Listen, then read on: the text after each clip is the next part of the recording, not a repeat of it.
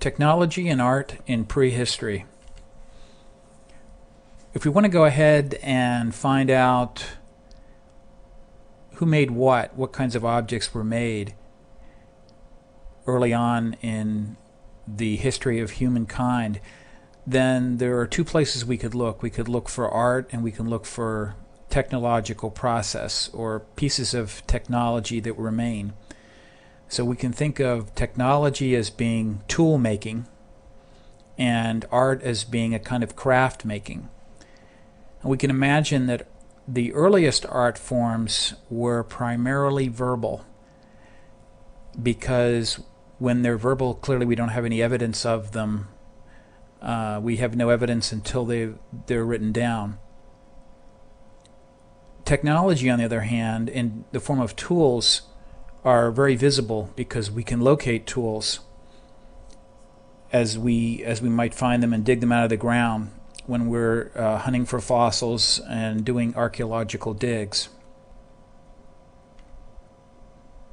Let's take a look at human migration. How did humans begin? Where did they begin? And where did they migrate? They started out 3 to 4 million years ago in different forms, but we recognize Homo sapiens as being our current form we happen to be in since about 120,000 years ago. We fled East Africa and dispersed, migrated, diffused out through Europe and Asia with a fairly high concentration in Europe.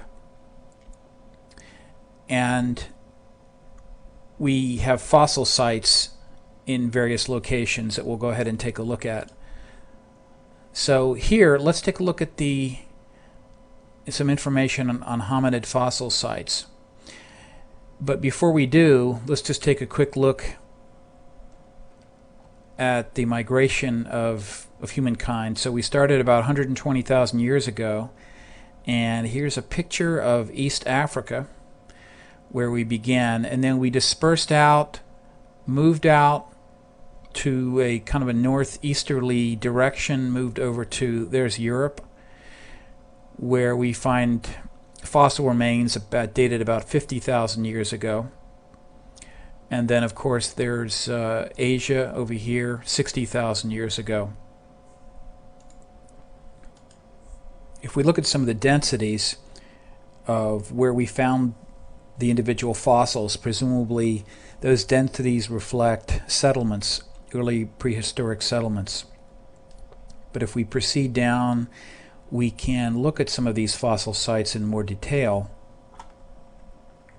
For instance, here are a number of fossil sites in the area of France and Spain, and we'll briefly go over to those locations in a few minutes.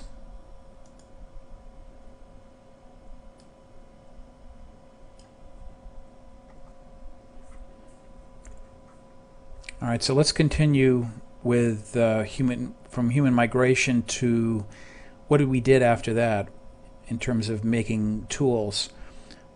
There are different stages in tool making. If we look at the tools that we made starting from well over 1 million years ago to prehistoric times, say 10,000 years ago, 15,000 years ago, they all look like stone tools, at least until we get to the Middle Ages.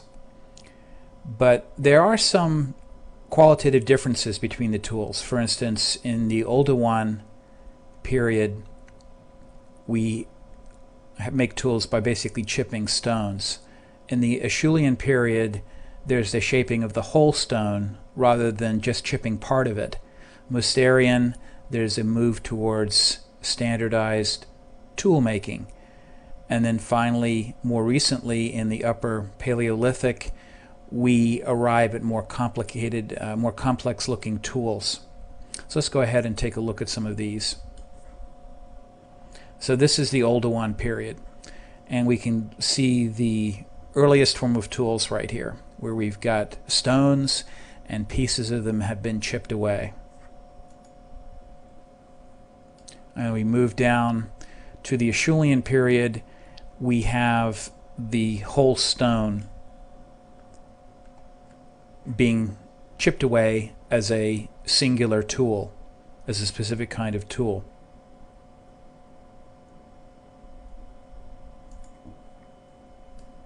And then we move more recently to the Mousterian, and this is the so-called standardization era, where we find a bit over standardization in tool making. And again, it looks like more stone tools, but again, there's a qualitative difference between the periods. And we end up with more complex tools in the Upper Paleolithic era or period, and we can kind of see that here. We can see a barbed stone tool right here, and there's also evidence at this time of needles that are being made, stone needles and so forth. So tools that are made for very specific purposes. Some of the earliest forms of art that we can find are in caves that are located in France and in Spain.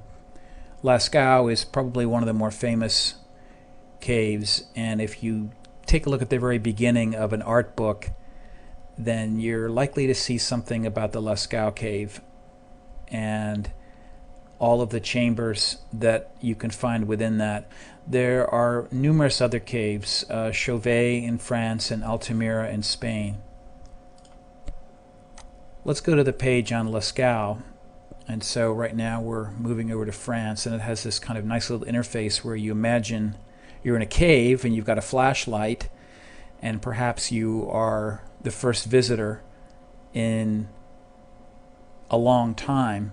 Now this Lascaux caves have been carbon dated to about 15,000 years ago. So let's go ahead and take a look, go into the virtual tour that we can do right here. So the discovery was in 1940 by several people who dug down and found this cave, which is really rather a remarkable discovery considering the age of it. And we take a look at what could be considered the plan view, almost an architectural design of the place. You see these chambers, the Great Hall of the Bulls, lateral passage, the shaft of the dead man, which has a picture of a dead man, and you might think, well, that's quite normal, but actually it's fairly unusual to find that depicted in these caves. Painted gallery, main gallery, chamber of engravings. So they've created some names for these sites. And let's go ahead and take a look at one of them. We'll go to the Great Hall of the Bulls and see what we can find there.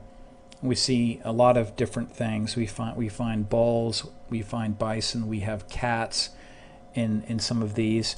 But we'll just go ahead and take a closer look at a few of them here and here. So they're really quite remarkable in terms of their preserved state. I mean, it's kind of surprising that they've stayed preserved this long. One thing that's not clear is what they were used for. Clearly it's a form of art, but is it art for ritual sake? Is it meant to make a recording or a representation of what occurred? Is it some sort of religious ceremony that's being depicted, some sort of, say, magical rites?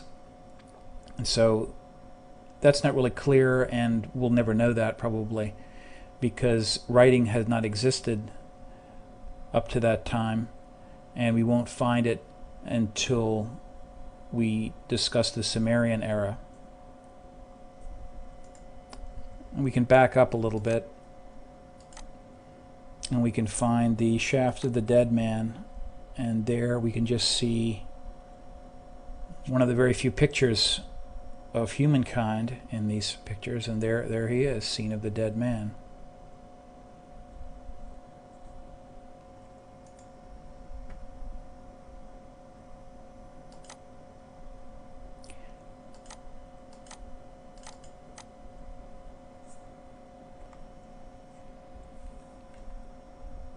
Okay, let's move away from prehistoric art and just summarize where we've been.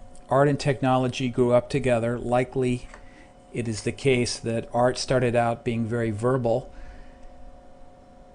and as such we have no evidence of it, whereas technology, we found a progression of stone tools. We found tool-making artifacts from millions of years ago all the way to the present time. But the earliest recognizable physical art forms we don't find until around 32,000 years ago. Chauvet in France was one of the earliest. Lascaux dates much later, to about 15,000 years ago. Human civilization, it's not clear exactly when it arrived on the scene, but we can say that at the junction of the Tigris and Euphrates rivers in Babylonia, it could be considered to be one of the earliest civilizations where we find the development of language.